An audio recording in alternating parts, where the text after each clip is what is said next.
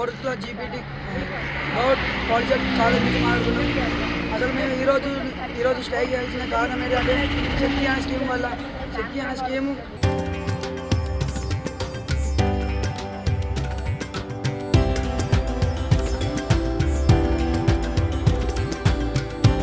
తరతరాలుగా తరగని స్వర్ణ బంధాలు మన మానేపల్లి జ్యువెలర్స్.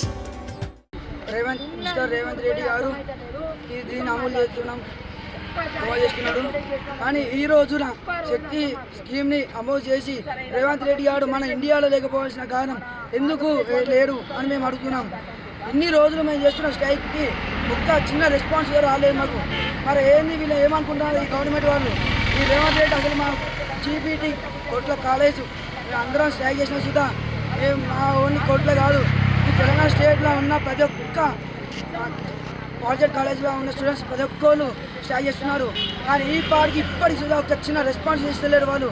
మరి ఈ సీఎం రేవంత్ రెడ్డి గారు ఏమనుకుంటున్నాడు మా అందరికీ ఏం తెలియదు. కానీ ఆ సీఎం రేవంత్ రెడ్డి గారు వెంటనే రెస్పాండ్ కావాలని మేము అందరం కోరుకుంటున్నాం.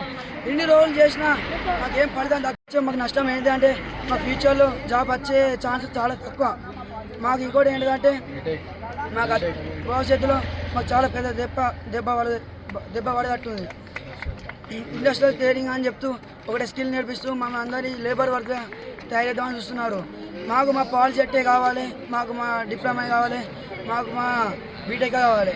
మళ్ళీ ఇంకోటి ఏంటంటే మాకు ఈసెట్ ఎంట్రీ ఎగ్జామ్ లేదు. ఈ శక్తి అనే స్కీమ్ గిట్ట వస్తే ఈసెట్ ఎగ్జామ్ మాకు పెట్టారట, మన డిప్లొమాకి ఎంట్రీ లేదట. మళ్ళీ మేము ఒకవేళ చదువుకుందాం అనుకుంటే మళ్ళీ inter first year second year మళ్ళీ డిగ్రీ అక్కడ చదువుకుంటూ పోవాలి.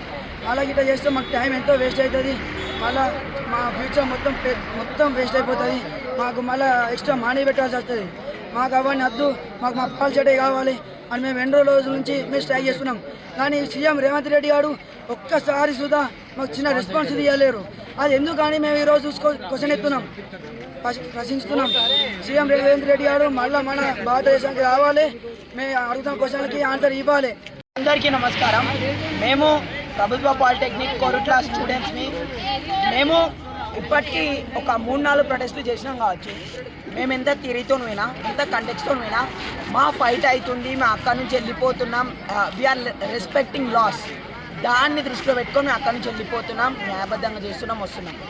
బట్ మా పాయింట్ ఏంటంటే ఏదో మాకు వ్యూస్ వచ్చి ఇన్స్టాగ్రామ్లో ఫేమస్ అవ్వడం కానీ మా కాలేజ్ యొక్క పేరు రావడానికి వీడియోలు తీయడానికి ప్రొటెస్ట్ చేస్తలే. మేము మా behalf of 18.6K government polytechnic students కోసం మేము ఫైటింగ్ చేస్తూ ఉన్నాం.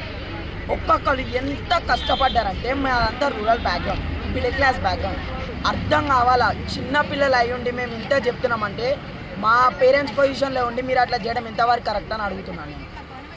గవర్నమెంట్ ఏమన్నారంటే ఒక ప్రెస్ మీట్లో ఒక గెస్టింగ్ ఇన్విటేషన్లో సీఎం రేవంత్ రెడ్డి గారు మన పాలిటెక్నిక్ చదువుతున్న విద్యార్థుల ఇంజనీరింగ్ ఏదే sector of period of time ఉంటుందో అదంతా చదువుకొని వాళ్ళు ఒక రఫాలే ఫైటర్ జెట్ని ప్రిపేర్ చేసి మన గాల్లో పంపించి ఇది వచ్చిందిరా దీని ఫామ్లో వాళ్ళు ఇది పంపించిన అది వచ్చి చేయడానికి తప్ప బుక్లో ఉన్న లెసన్స్ని తిరిగి అడిగి చెప్పమంటే చెప్పారట. చెప్పని వాళ్ళే రాకెట్లు తయారు చేసిరు, చెప్పని వాళ్ళే ఇన్స్టిట్యూట్లు స్థాపించారు, చెప్పని వాళ్ళే పెద్ద పెద్ద సక్సెస్ అంతా తెచ్చిపెట్టారు. అక్కడ కూర్చున్న మన అంతేందుకు నేను ఒక జనరల్ టాపిక్ చెప్తా, నవ్వుతున్నాను కాదు కానీ ప్రౌడ్గా ఫీల్ అయ్యి చెప్తా ఉన్నా. సార్ మాట్లాడే మైక్ కూడా మేము తయారు చేసింది, మా పిల్లలు మా టెక్నాలజీతో తయారు చేసింది. అది ఈ సోషల్ మీడియాలో వైరం కావడానికి కూడా మా పీపుల్ ఆ ఏఐతో మన పైథాన్తో డిఫరెంట్ కోడ్స్తో మన ఈ సోషల్ మీడియాలో అంతా బిల్డప్ చేసి ఆ వైరల్ వ్యూస్ కూడా కానివారు మేమే. On each and every point చిన్న మైన్యూట్ పాయింట్స్ కూడా మా పాలిటెక్నిక్ విద్యార్థుల వల్ల అవుతాయి.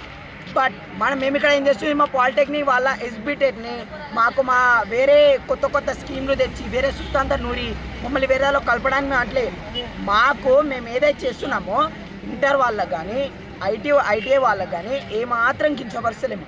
వాళ్ళ ఎడ్యుకేషన్ స్టాండర్డ్స్ లెవెల్ వేరే, కానీ ఎప్పుడైతే మాతో కంపేర్ చేస్తారో మాది వేరే. మన అచీవ్మెంట్స్ కూడా చూసుకున్నట్టయితే పాలిటెక్నిక్ నుంచి ఎక్కువ ఉన్నాయి.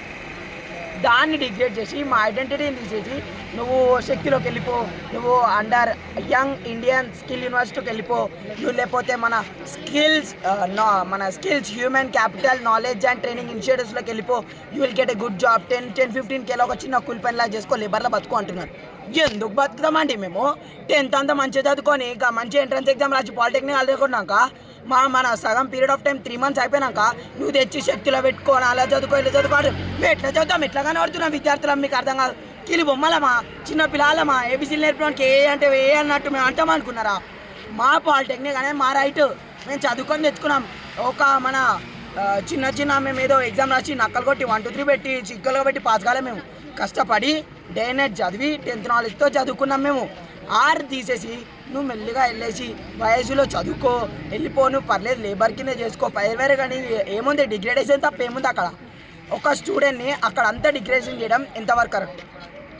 ఒక inspector, circle inspector of police అంత స్థాయిలో ఉండి కూడా మంచి స్టూడెంట్ చోక్ చేయడం ఎట్లా జరుగుతుంది? గొంతు పట్టి ఎట్లా నొక్కుతారు?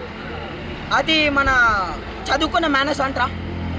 మేము ఉన్నాము ఇంత పీస్ఫుల్గా మా గొంతులు పోయేలా కొడుతున్నాము. మన రోడ్డు మీకు వచ్చి మన కొడుతున్నామా? ఎంత పీస్ఫుల్గా చేస్తున్నాము. మేమేదో మన World War III సృష్టి న్యాయం చేస్తలేం కదా. మా శక్తి విద్య సుత్తంతా మేము వినకుండా మా ఎస్పిరేట్ కావాలా? మేము చదువు ఫ్లాలెస్కి వెళ్ళిపోవాలని చదువుతున్నాం కదా. అది అక్నాలెడ్జ్ చేయరా? ఇంతనన్నా ప్రొమినెన్స్ ఉందా మీకేమన్నా? మళ్ళా ప్రొమినెన్స్ అండ్ వాట్ ప్రొమినెన్స్ ఆఫ్ పాలిటెక్నిక్ చదువుకుంటా పోతే పేజీలు తెరీలు నావెల్స్ వెళ్ళిపోతూ ఉంటాయి.